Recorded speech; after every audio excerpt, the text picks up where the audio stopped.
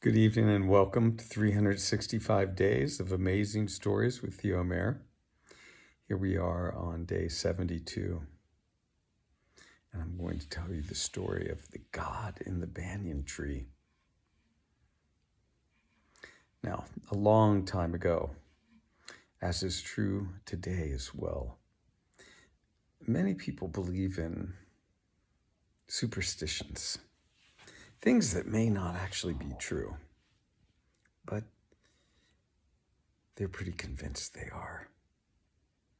Now, in a town in northern India known as Kasi, there was a man who had heard while growing up that in very large or in trees that were odd in shape, there was almost always a god living within it.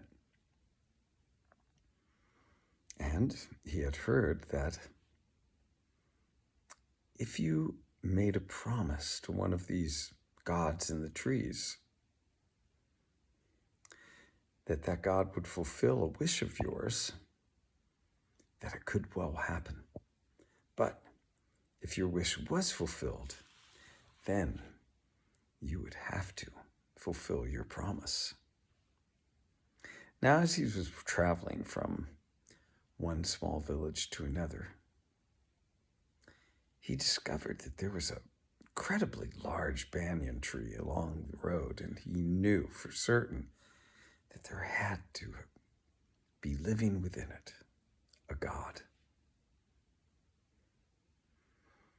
He stopped and he made a wish, and he promised that if that wish was fulfilled, that he would make a sacrifice to the banyan tree, to the God within the banyan tree. And that sacrifice he offered was an animal sacrifice. Now, it just so happened that a short time after this, his wish, which had been a very big wish, was fulfilled. Wanting to fulfill his promise, for having his wish fulfilled. For certainly he thought that the God within the tree had fulfilled that wish. He arrived one day at that banyan tree, leading many goats, a mule, a number of chickens, all to be sacrificed. The animals could sense what was about to happen, and of course, fear filled their hearts. At that moment, the moment when the man had drawn his knife to sacrifice the first animal, the god of the tree appeared. He said to the man, you have made a promise, and you are bound to that promise. But do not think that by performing such unwholesome deeds, that you will not subject yourself to even greater harm. It is better to break your promise than to sacrifice all these innocent animals. Why don't you stick to wholesome deeds?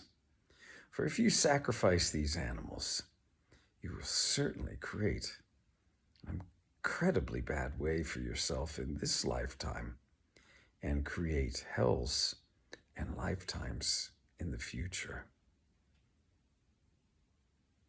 The man could not believe his eyes or his ears.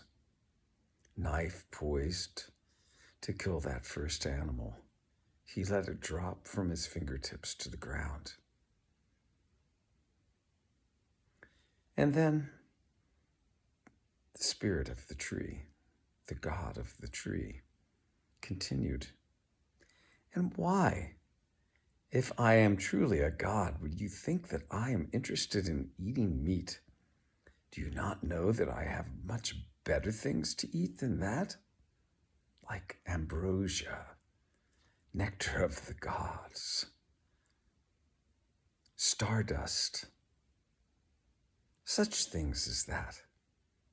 Certainly, I do not need meat, nor do I need any of your foods to satisfy myself. And with that, the spirit was gone. The man led all of his animals home and treated them with great respect from that moment on. And day after day, he did everything he could to be of benefit to others and himself at the same time. He committed himself to nothing but wholesome deeds for the rest of his life. Okay, hope you enjoyed. Have a good rest of your day or evening.